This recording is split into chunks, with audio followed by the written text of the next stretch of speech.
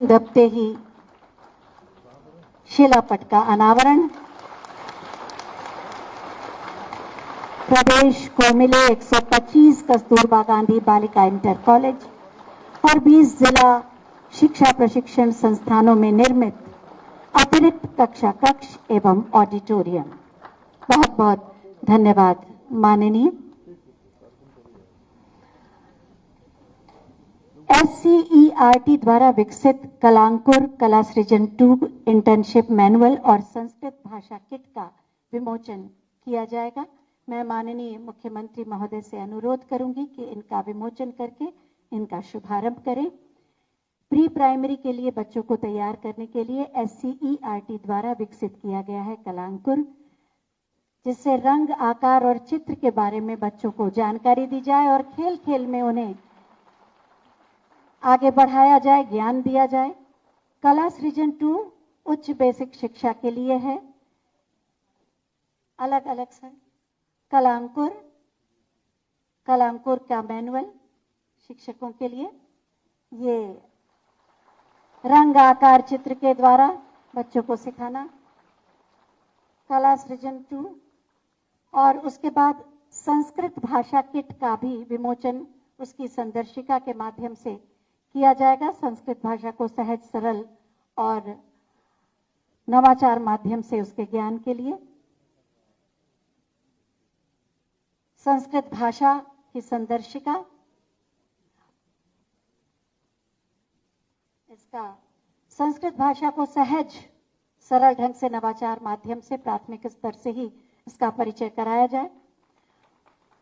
और जैसा कि आप सब जानते हैं कि माननीय प्रधानमंत्री महोदय ने कहा था कि खेल खेल और गतिविधियों के माध्यम से, अनुभव के माध्यम से बच्चों को सिखाया जाए और व्यवसायिक कौशल को प्राथमिक स्तर से जोड़ा जाए।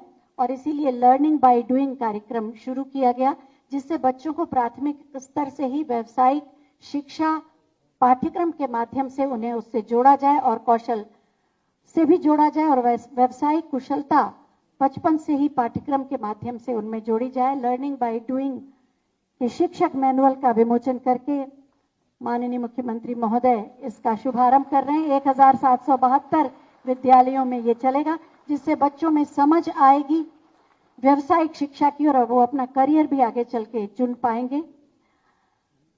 ऑपरेशन काया, बहुत बहुत धन्यवाद माननीय। ऑपरेशन कायाकल्प की तरह आंगनबाड़ी करती श्रीमती रेखा सिंह, आंगनबाड़ी केंद्र सलौली, इन्हें हम आमंत्रित कर रहे हैं।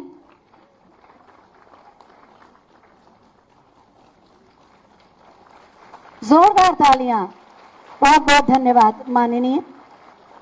माननीय मुख्यमंत्री महोदय के आह्वान पर CSR के माध्यम से 250 करोड़ रुपए की धनराशि बेसिक शिक्षा जगत के क्षेत्र में कायाकल्प करने के लिए मिली है, जिसमें से 6 संस्थाओं के प्रतिनिधियों का सम्मान आज माननीय मुख्यमंत्री महोदय करेंगे। मैं इन प्रतिनिधियों को मंच पर आमंत्रित कर रही हूं और माननीय मुख्यमंत्री महोदय से अनुरोध करूंगी कि इनका सम्मान करें। इस क्रम में सबसे पहले HCL फाउंडेशन गौतम बुद्ध नगर के श्री विनीत कुमार सिंह, CSR मैनेजर, उन्हें आमंत्रित करती हूं। 56 करोड़ रुपए का योगदान इन्होंने किया है। अंग वस्त्र और प्रशस्ति पत्र के माध्यम से इनका सम्मान, और 250 करोड़ का सम्मान सभी ने किया। सबके लिए जोरदार तालियां हों। SMC corporation India private limited Gautam Buddh Nagar Uttar Pradesh के श्री कौशल कपूर जी को हम आमंत्रित करते हैं, जो CSR हेड हैं। 11 करोड़ रुपए का सहयोग इन्होंने किया है। तालियां जोरदार बजनी चाहिए, करोड़ों की धनराशि है।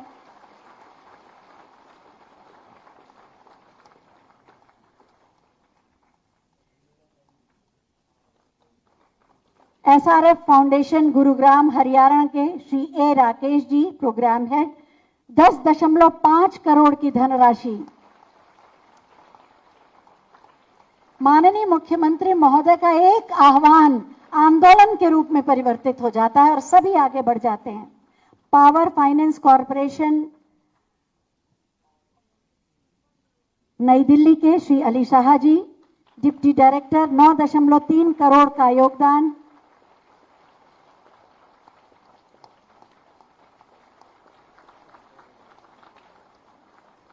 एनटीपीसी गौतम बुद्ध नगर उत्तर प्रदेश की सुश्री निधि मेहरा जी, CSR ऑफिसर, 7.2 करोड़ का योगदान।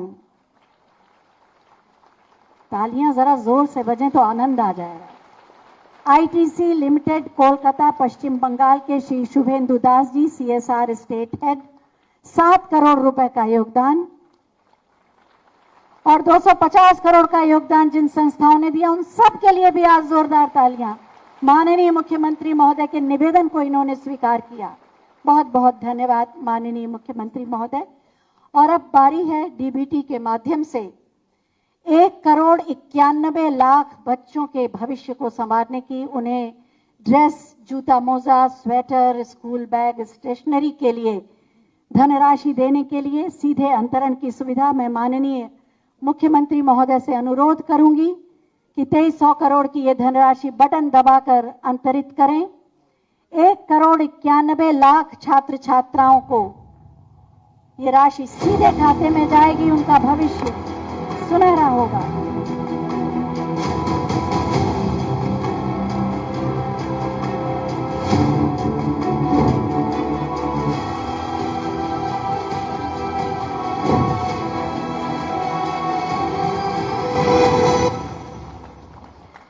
और अब डीबीटी के ही माध्यम से कस्तूरबा गांधी बालिका विद्यालय की छात्राओं, दिव्यांग बालिकाओं हेतु स्टाइपेंड और गंभीर दिव्यांग छात्र छात्राओं के लिए स्कॉट अलाउंस की धनराशि का भी अंतरण माननीय मुख्यमंत्री महोदय से अनुरोध है कि बटन दबाकर करने की कृपा करें।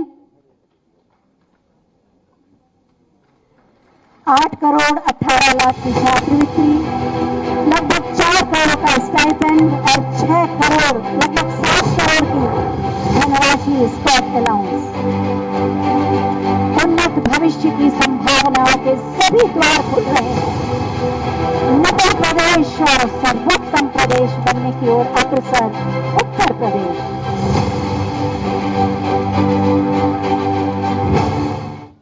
बहुत बहुत धन्यवाद माननीय। संकल्प, संसाधन, तकनीक और नवाचार माध्यमों से माननीय मुख्यमंत्री जी की सोच, परिकल्पना और मार्गदर्शन में उत्तर प्रदेश ने गुणात्मक शिक्षा के क्षेत्र में बेसिक शिक्षा के माध्यम से कई राज्यों को पीछे छोड़कर लंबी छलांग लगाई है। आज उत्तर प्रदेश बेसिक शिक्षा के क्षेत्र में गुणात्मक शिक्षा की नई पहचान गढ़ रहा है और माननीय मुख्यमंत्री महोदय हम सब के लिए अभिभावक के रूप में कार्य कर रहे हैं। मैं बहुत ही आदर के साथ माननीय मुख्यमंत्री महोदय से अनुरोध करूंगी कि हमारा मार्गदर्शन करें, क्योंकि आपका मार्गदर्शन सदैव हमारी प्रगति का पाथेय बनता है। जोरदार तालियों से स्वागत करें माननीय मुख्यमंत्री महोदय का।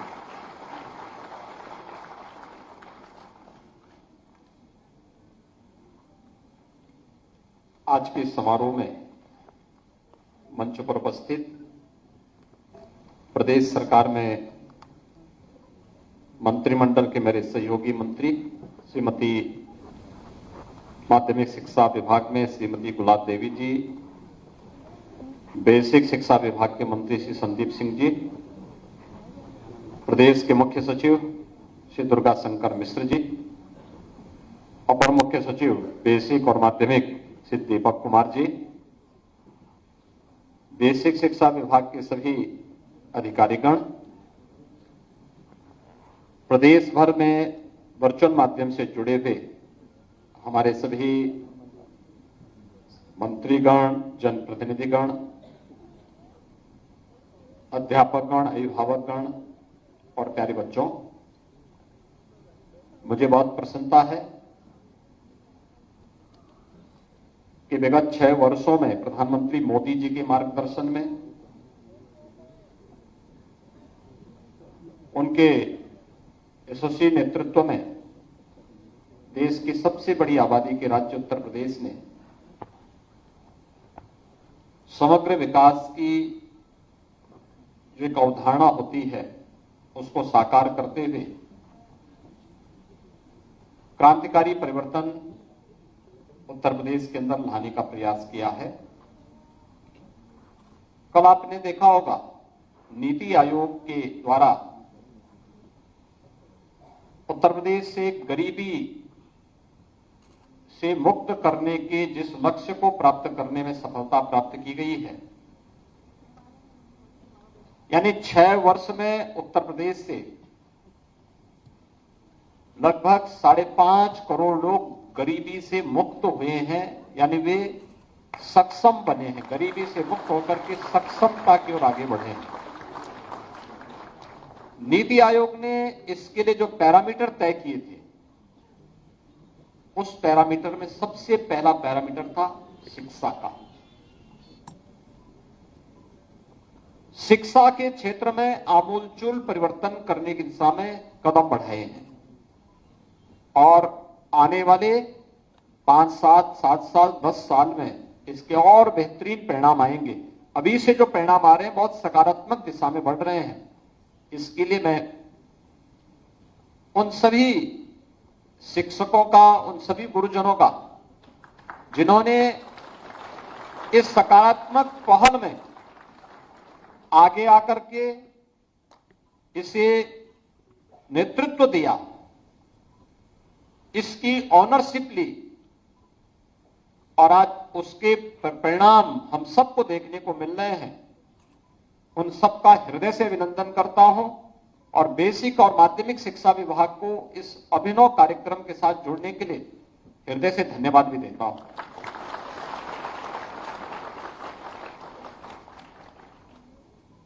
आपने देखा होगा कल शिक्षा के क्षेत्र में जो हमारे खास तौर पर एस्पिरेशनल डिस्ट्रिक्ट थे, उसमें व्यापक परिवर्तन आए। आज समाचार पत्रों में आप थोड़ा देखना, उसमें नीति आयोग ने जो आंकड़े जारी किए हैं, बहुत परिवर्तन हुए हैं और सचमुच ये परिवर्तन के आप सब वाहक हैं।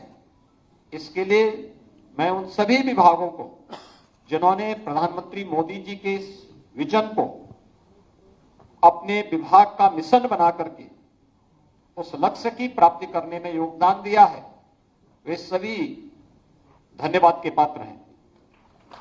आज बहुत सारे कार्यक्रमों के साथ बेसिक शिक्षा परिषद यहां पर आया है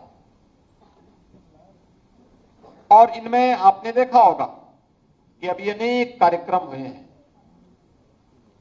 इन सब कार्यक्रमों के बारे में अपर मुख्य सचिव बेसिक शिक्षा ने भी, बेसिक शिक्षा विभाग के मंत्री जी ने भी, माध्यमिक शिक्षा विभाग की मंत्री जी ने भी अपनी बात को बहुत विस्तार से आपके सामने रखा। सबसे महत्वपूर्ण यह है कि 2017 के पहले जिस बेसिक शिक्षा परिषद के विद्यालयों में बच्चे आने से डरते थे, लोगों में उत्साह नहीं था, गिरावट लगातार बढ़ती जा रही थी, आज वहां पर विद्यार्थियों की संख्या बढ़ती भी दिखाई देती है। 6 वर्ष में 3 वर्ष का समय लगभग हमें कोरोना जैसी महामारी का सामना करने में व्यतीत हुआ, लेकिन इन 6 वर्षों में लगभग 55 से 60 लाख बच्चे अतिरिक्त बेसिक शिक्षा परिषद के विद्यालयों में अतिरिक्त आए हैं। इतने नए बच्चों का नामांकन हुआ है, यानी जो लगभग 1 करोड़ 30 से 34 लाख तक के बच्चे बेसिक शिक्षा परिषद से जुड़े हुए पहली से 8वीं तक की क्लासेस में पढ़ते थे, आज उनकी संख्या बढ़ करके 1 करोड़ 91 लाख को पार कर चुकी है और इस संख्या को अभी बढ़ाने के साथ साथ ड्रॉप आउट को लगातार कंट्रोल करना, क्योंकि अक्सर होता है 5वीं के बाद 8वीं के बाद ये बच्चे स्कूल नहीं जा पाते और खास तौर पर बेटियों के मामले में ज्यादातर देखने को मिलता है, अभिभावक नहीं भेजते। उसका समाधान का रास्ता भी निकाला गया, लेकिन शिक्षकों की जिम्मेदारी बनती है कि जैसे उन्होंने ऑपरेशन कायाकल्प को एक ऑनरशिप लेकर के उसको सफलता की एक नई ऊंचाई तक पहुंचाया। सोचिए, कोई बेसिक शिक्षा परिषद को पहले देने की बात करता था क्या? आज लगभग 250 करोड़ रुपए की आपको CSR में निधि मिली, जिनमें 6 ग्रुप को अभी यहां में सम्मानित किया। बहुत बड़ी राशि है। आप सोचिए कि उन दानदाताओं के लिए पहले भी व्यवस्था थी, वे देना चाहते थे, लेकिन पहले कोई लेने वाला नहीं था, क्योंकि कोई ऑनरशिप लेने को तैयार नहीं था। कोई ये तैयार नहीं था कि हम इस कार्य को आगे बढ़ाएंगे, ये जानने को तैयार नहीं था। मैं बार बार इस बात को कहता हूं कि हमारा सबसे पवित्र मंदिर वह होना चाहिए जहां से हमारा परिवार चल रहा है, हमारी आजीविका चल रही है। सबसे पवित्र स्थल वह हमारा होना चाहिए। और जब ये भाव हमारे अंदर आ जाए तो हम वास्तव में अपनी ऋषि परंपरा की उस पीढ़ी का प्रतिनिधित्व कर रहे हैं जिसने हमें इस बात की प्रेरणा दी कि माता भूमि पुत्रोहम पृथिव्या, जिसने हमें इस बात की शिक्षा दी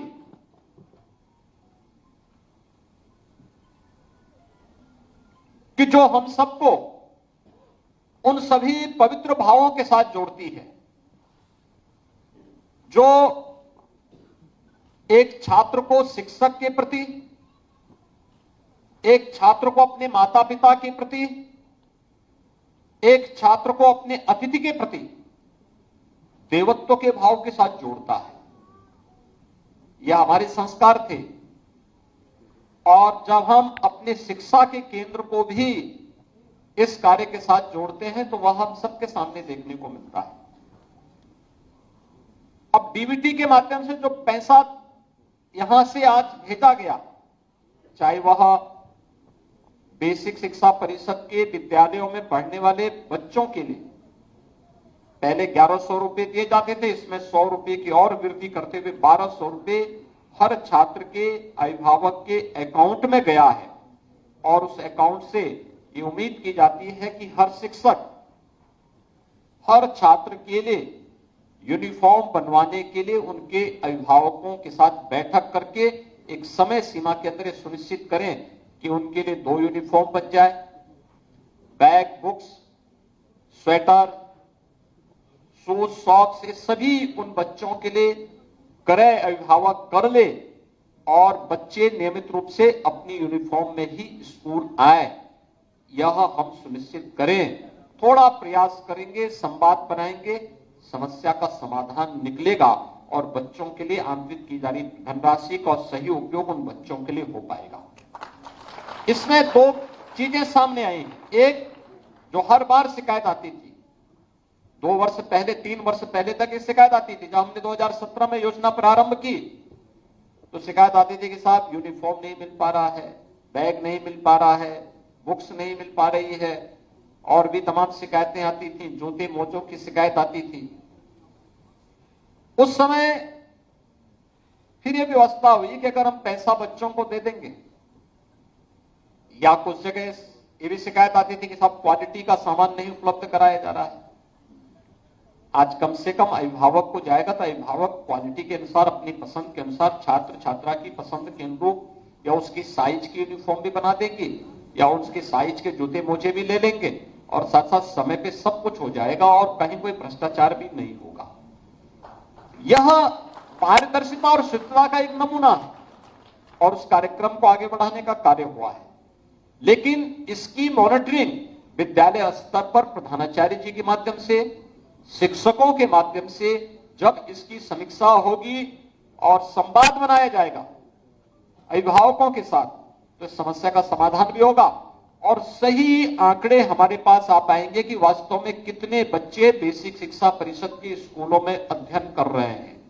वह सही जानकारी हमें यहां उपलब्ध हो जाएगी। और इसी प्रकार से कस्तूरबा गांधी विद्यालयों को भी आपने देखा होगा। कस्तूरबा गांधी विद्यालयों के जो 746 विद्यालय थे, इनके क्रमिक उन्नयन के कार्यक्रम को आगे बढ़ाया गया।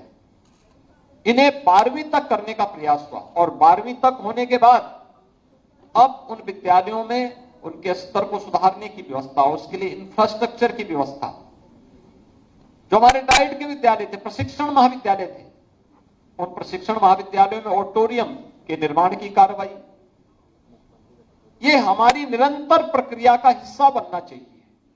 और बेसिक शिक्षा परिषद ने इन कार्यक्रमों को आगे बढ़ाया उसी प्रकार से जैसे 17 के पहले की स्थिति क्या थी। शिक्षकों की भारी कमी थी। और मुझे आश्चर्य होता है बेसिक शिक्षा विभाग क्यों इस पे मौन रहता है, जब कुछ लोग इस बात की चर्चा करते हैं कि साहब पिछले 5 साल में कोई शिक्षकों की भर्ती नहीं हुई।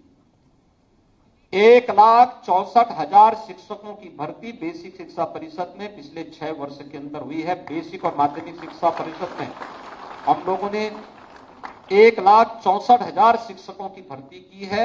और भर्ती की प्रक्रिया को जो लोग रिटायर हो रहे हैं, जहां पे अतिरिक्त शिक्षकों की आवश्यकता पड़ती है, वहां पे निरंतर इस प्रक्रिया को आगे बढ़ाया जा रहा है। और इसी के लिए प्रदेश के अंदर एक शिक्षा आयोग बनाने की प्रक्रिया वर्तमान में प्रचलित है। बहुत शीघ्र हम इसका गठन करने जा रहे हैं, जिससे कहीं भी कोई गैप न हो। लेकिन साथ साथ हमारे जितने भी डाइट हैं, जितने भी शिक्षकों के प्रशिक्षण के केंद्र हैं, इनमें हमें न केवल शिक्षकों के प्रशिक्षण को, बल्कि जो शिक्षक पहले से विद्यालयों में तैनात हैं, समय समय पर उनके लिए कुछ रिफ्रेशर कोर्सेज भी हमें आगे बढ़ाने चाहिए, जिससे वो हमेशा अपडेट हो। शिक्षक अगर अपडेट होगा तो पूरी पीढ़ी को अपडेट कर देगा। और मुझे लगता है कि सभी प्रकार की जानकारियों से उसे युक्त होना यह आवश्यक है। और इसके लिए आज अनेक प्रकार के कार्यक्रम हुए हैं। 125 कस्तूरबा गांधी विद्यालयों को, जो बालिका इंटर कॉलेज हैं, उन्हें अपग्रेड करने की कार्रवाई हुई है। 20 जिला शिक्षा और प्रशिक्षण संस्थानों में अतिरिक्त कक्ष और ऑडिटोरियम के निर्माण का लोकार्पण का कार्यक्रम भी संपन्न हुआ है। हमारा प्रयास होना चाहिए डाइट कोई खाली न रहे, वहां भी अच्छे प्रशिक्षक हो, योग्य लोग जाएं, उनको लिए अतिरिक्त सुविधाएं दीजिए, लेकिन वहां योग्यता को मानक बनाया जाना चाहिए, क्योंकि वही प्रशिक्षित करेगा। और वहां पर भी हमें अच्छी तरीके से पारंगत करने के लिए, शिक्षकों को और पारंगत करने के लिए वहां पर पूरी जो भी गैप है उसको हमें पूरा करना होगा। इसके साथ ही आज यहां पर SCERT द्वारा विकसित कलांकुर, कला सृजन, इंटर्नशिप मैनुअल और संस्कृत भाषा किट का विमोचन भी यहां संपन्न हुआ है। ये जो पुस्तकें आज यहां विमोचित हुई हैं, अभी मैं चाहूंगा हर विद्यालय में ये उपलब्ध कराए जाएं, और विद्यालयों में उपलब्ध करवाने के साथ ही शिक्षक उन्हें जरूर देखें, बच्चों को उससे परिचित कराएं। न केवल सीखने के, अब स्वयं भी सीखने की जिज्ञासा होनी चाहिए, बल्कि छात्र छात्राओं को भी उसके साथ जोड़ने का कार्य अगर आप करेंगे तो उससे काफी अच्छी जानकारी आपको मिलेगी। लर्निंग बाय डूइंग कार्यक्रम के अंतर्गत शिक्षक मैनुअल का विमोचन भी आज हुआ है। ये जो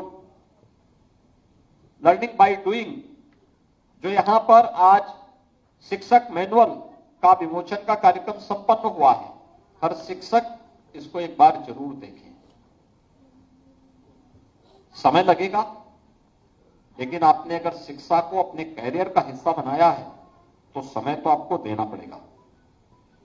प्री प्राइमरी के लिए कोलोकेटेड आंगनबाड़ी केंद्रों को IIT गांधीनगर के सहयोग से आज यहां पर जो विकसित किया गया है वंडर बॉक्स, 2 आंगनबाड़ी केंद्रों को प्रदान किया गया है।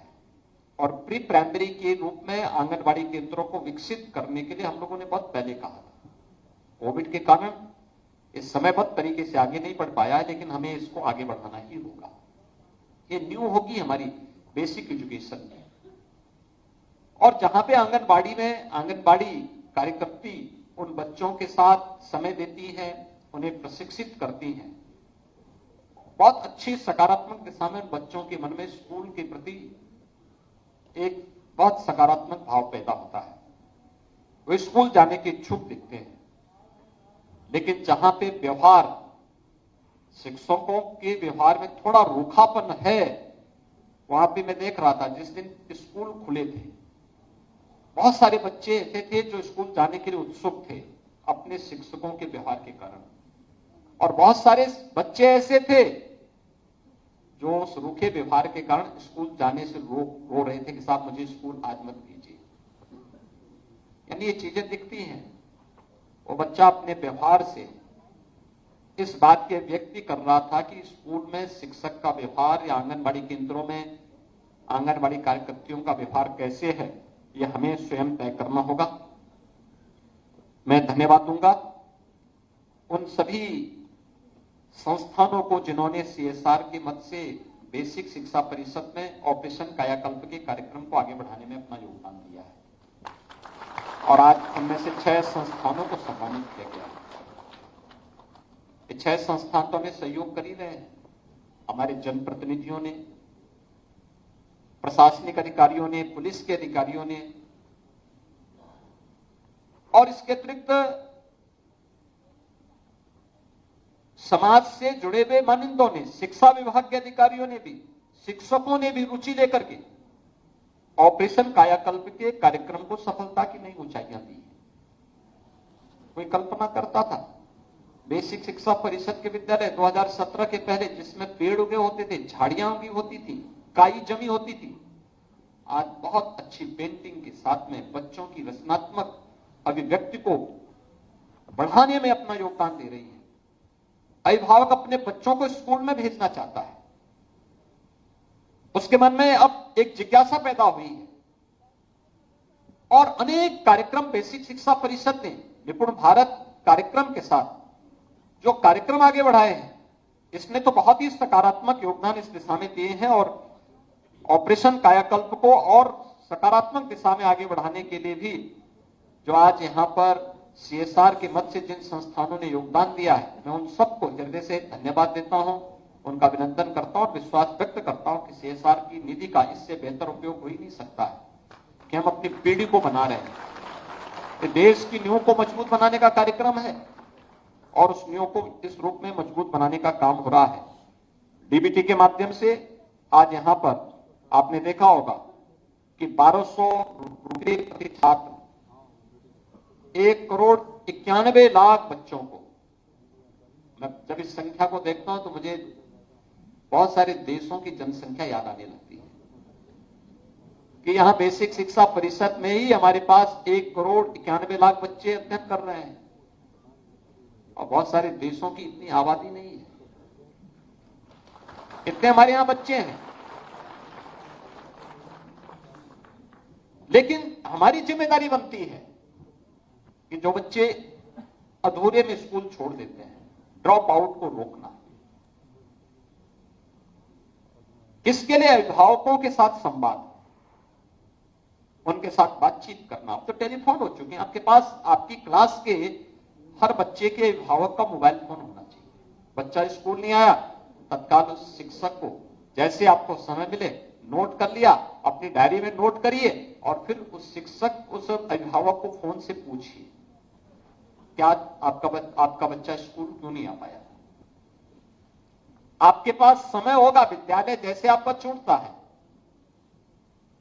अच्छा होगा 24 घंटे होते हैं, आप 6 घंटे 4 घंटे 6 घंटे स्कूल में देते हैं, 2 घंटे और सही गांव में ही तो बच्चा होगा, गांव में ही उसके घर होते हुए आ जाइए, हो सकता है उसके स्वास्थ्य खराब हो, आप उसमें कुछ योगदान दे सकते हो, आप उसको सही राह दिखा सकते हैं कि बुखार है या कोई बात है तो उसको तत्काल प्राथमिक स्वास्थ्य केंद्र या सामुदायिक स्वास्थ्य केंद्र में पहुंचाइए, लापरवाही न हो। या हो सकता है परिवार में कोई घटना घटित हुई हो, आप जाएंगे, आप उनके प्रति अपनी संवेदना व्यक्त कर दें, आपके प्रति एक सम्मान का भाव जागृत होगा उन बच्चों के, उन परिवार के लोगों के मन में। एक सकारात्मक दिशा में हम उसको आगे बढ़ाने का कार्य करें और यह ड्रॉप आउट को रोकने का एक माध्यम होगा।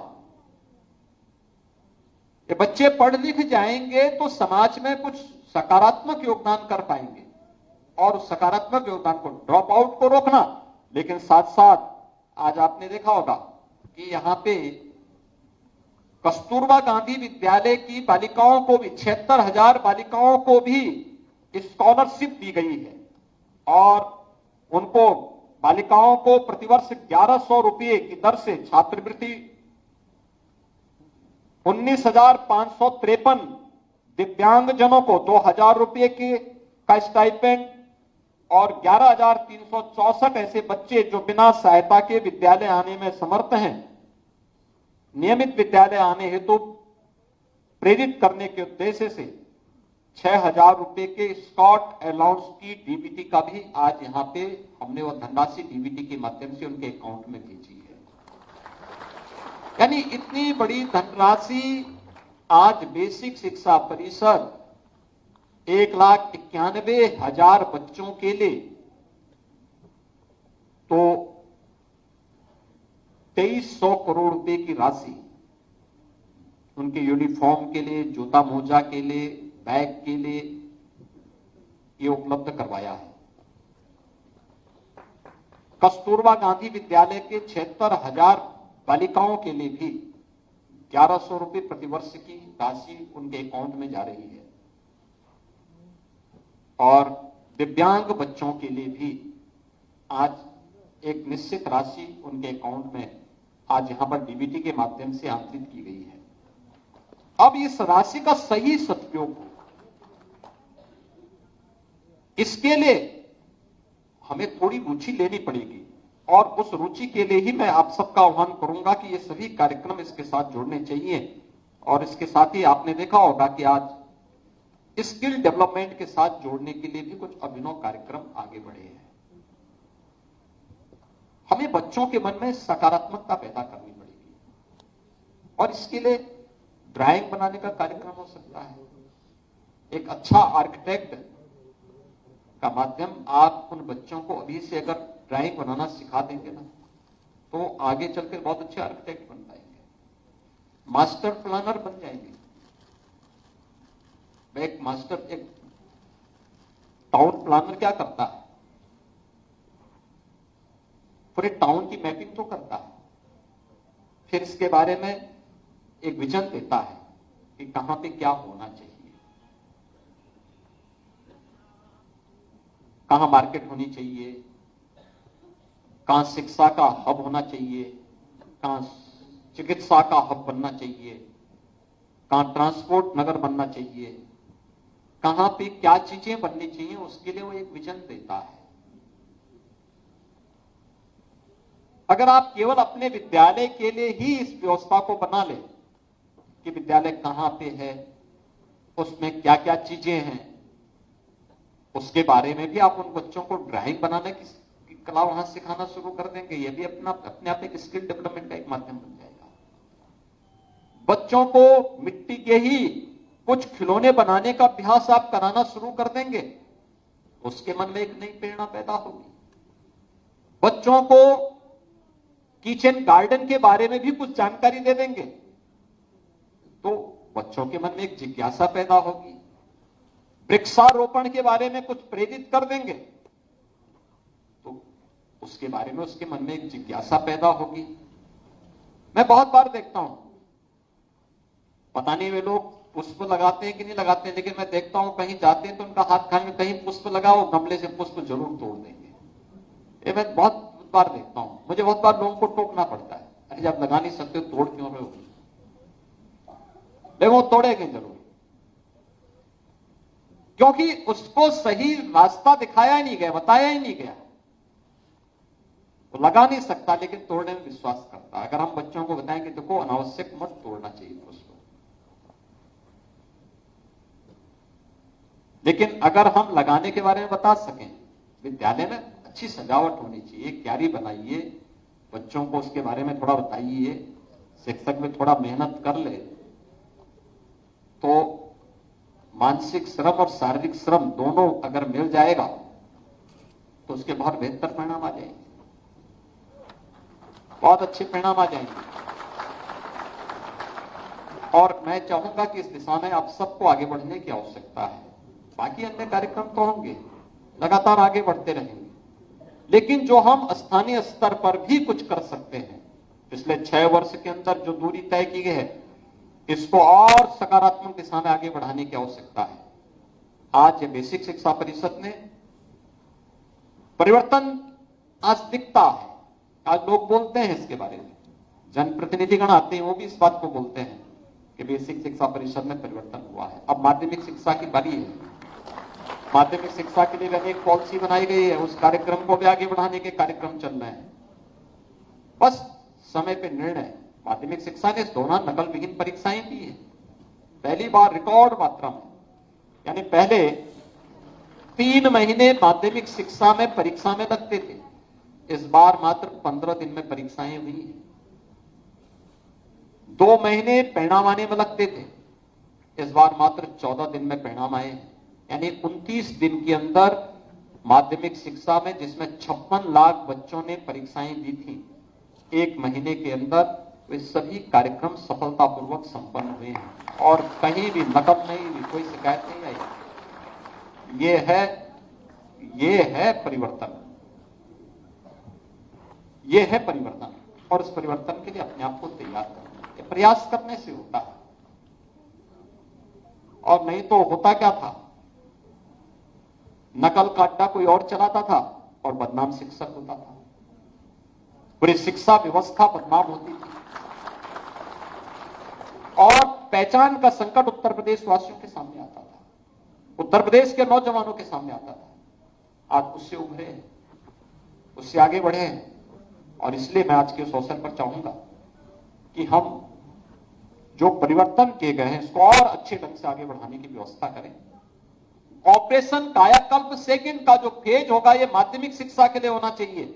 माध्यमिक शिक्षा में जितने भी हमारे गवर्नमेंट इंटर कॉलेजेज हैं, बालिका जो GGIC हैं, गर्ल्स गवर्नमेंट इंटर कॉलेजेज हैं, इन सब में और एडेड जो गवर्नमेंट के द्वारा सहायता प्राप्त निजी प्रबंधन में चलने वाले कॉलेजेज हैं, इन सभी को हम एक समय सीमा के अंदर ऑपरेशन कायाकल्प 2 के अंतर्गत इनको भी हम वास्तव में कायाकल्प में बदलें। नहीं तो 75 साल और 100 साल पुराने विद्यालयों की स्थिति बहुत जर्जर है। अब उनकी बैठक करके एक समय सीमा के अंदर इसे आगे बढ़ाने की आवश्यकता है। और इसके साथ ही संस्कृत विद्यालय जो जर्जर स्थिति में है, माध्यमिक शिक्षा परिषद के माध्यमिक शिक्षा विभाग के माध्यम से उन सब के बारे में भी एक कार्य योजना ला करके उन सभी को भी जो हमने स्कीम लागू की है, समय से उसको आच्छादित करके क्वालिटी कवर को, कार्य की गुणवत्ता में और कार्य की समयबद्धता में कोई समझौता न हो और उसको हम समयबद्ध ढंग से आगे बढ़ाने का कार्य करेंगे तो उसके बेहतर परिणाम आएंगे। और इसमें जितना भी हम निवेश कर पाएंगे सरकार के स्तर पर या पुरातन छात्रों के माध्यम से या CSR के माध्यम से, यह निवेश कभी व्यर्थ नहीं जाएगा। इस समाज को एक सकारात्मक ऊर्जा के साथ जोड़ने का कार्य करेगा। और इस सकारात्मक ऊर्जा के साथ जोड़ने के लिए मैं आप पूरे प्रदेश वासियों का आह्वान करता हूं कि इस सकारात्मकता के साथ जुड़े, इस विश्वास के साथ।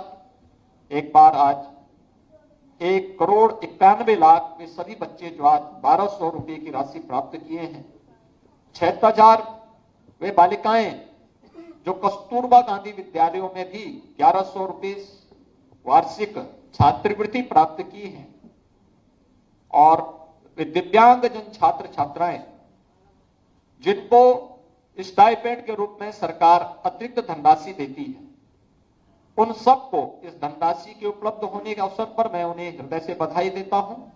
और सभी अभिभावकों का और सभी शिक्षकों का मैं आह्वान करता हूं कि वे इस कार्यक्रम को सफलता की नई ऊंचाई तक पहुंचाने में और शिक्षा व्यवस्था में आमूलचूल परिवर्तन लाने में अपना योगदान देंगे। आप सबके प्रति मेरी शुभकामनाएं। धन्यवाद। जय हिंद। बहुत बहुत धन्यवाद माननीय, आपके प्रेरणादायी उद्बोधन के लिए। आपने अध्यापन को बेहतर बनाने के तो सूत्र दिए ही, साथ ही